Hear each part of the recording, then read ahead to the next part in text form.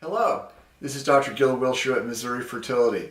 Welcome to part 2 of our nutrition discussion series.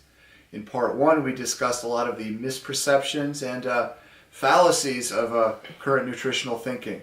In this series, part 2, we're now going to discuss actual scientifically based recommendations that should be helpful to you. Now, we caution against general blanket statements. If you are generally healthy, however, these recommendations should pertain to you. First of all, eating should be enjoyable. It's one of the greatest joys in life, and we always want eating to be fun. We never want it to be a chore. Second, if you don't know how to cook, learn how to cook. Learn some basic skills. If you can cook your own food, you can make it how you like it, and generally you can make it right and in the healthiest way possible.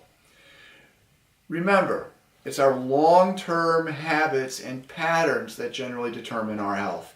You can have good days, bad days. There's going to be birthday parties, weddings, times when you may not eat like you might want to. But if you're generally healthy and generally eat well most of the time, these exceptions should be just fine for your overall health. So first of all, what do we know from rock-solid science? First of all, you are not what you eat. You are what you absorb. You are what your body does with your nutrients. And also, very interesting, you are what the bacteria in your gut do with what you eat. Now that's what affects your health. So first of all, let's talk about fat. You need to have fat with every meal. Remember, you are what you absorb.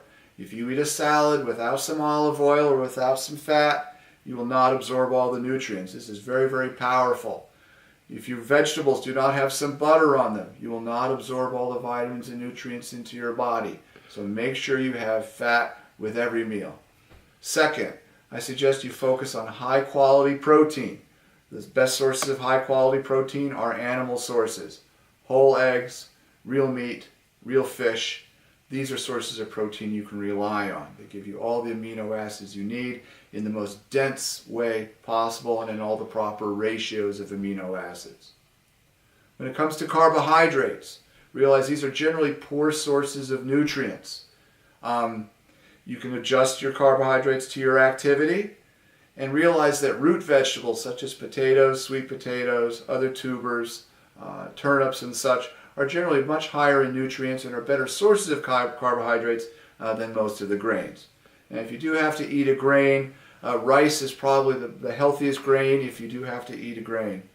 Wheat has lots of anti-nutrients in it. These are called lignans, phytates, oxalates, glutens. All of these components of wheat are anti-nutrients and should be avoided, especially if they bother you. Now you also need vitamins and minerals. The best rule of thumb to obtain these nutrients is through colorful foodstuffs.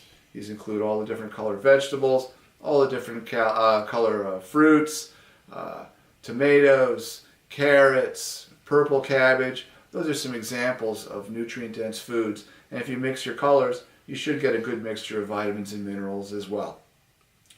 So what are my general recommendations to how to eat?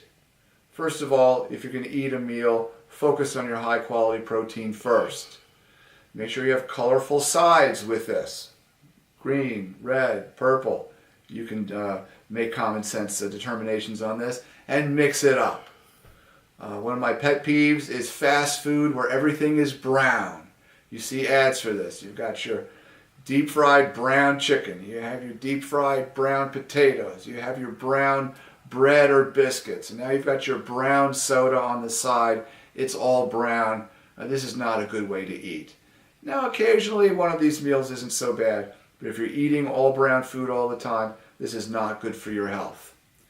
My other recommendation is when you eat snacks, try to eat nuts, seeds, single servings of jerky, cheese. There's lots of wrapped foods that will fit in a pocket or a purse. And if you carry these around with you, you're less likely to eat other garbage food that you might run into during the day.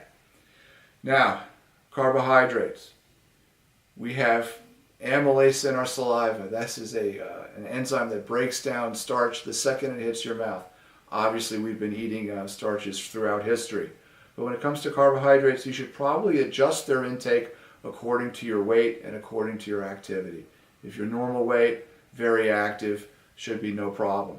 If you have an insulin sensitive problem, however, or you're overweight, there's really no need for carbohydrates, and you should limit them unless they're absolutely necessary. Now, I'm not a big fan of supplements.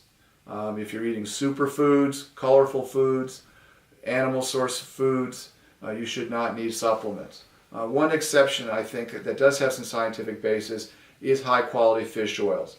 We cannot get all the omega-3 oils we need through other animals other than fish, and plant sources of omega-3 oils are lacking, and the molecules need to be converted into the types that we need in our brains. So if you want to consume 1 or 2 grams of a high quality fish oil capsule, be my guest.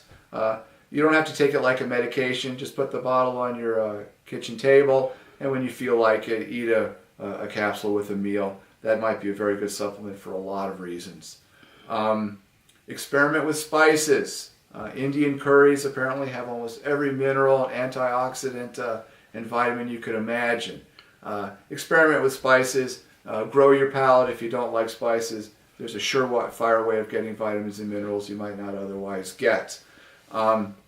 Consider eating more fermented foods, yogurts, krauts, fermented pickles, and including the salads that may not be overwashed, these things that are actually alive, that have actual bacteria from the soil. These things may be very important for our health.